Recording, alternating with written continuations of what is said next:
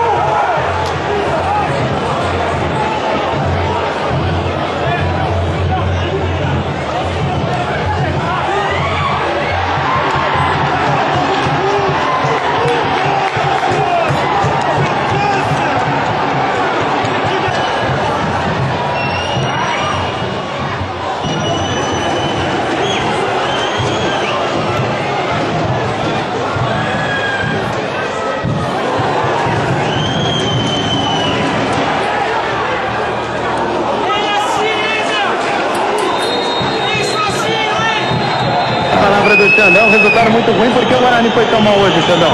Não sei o que acontece. Nosso time não se encontra dentro de campo na nossa própria casa. Infelizmente não deu nada certo hoje. Legal, muito obrigado. A palavra do Xandão. Trabalhar visando o Ituano primeiro, que também perdeu a primeira partida, então vai ter que ganhar jogando dentro de casa. E vamos trabalhar sério para conseguir reverter nos 2 jogos fora. Com relação às críticas da torcida, encara com normalidade, Mário? Quando o time perde é normal, né? O torcedor quer ver o time vencer. Temos que ter paciência nessa hora e continuar trabalhando. Ok, muito obrigado. A palavra do Mário.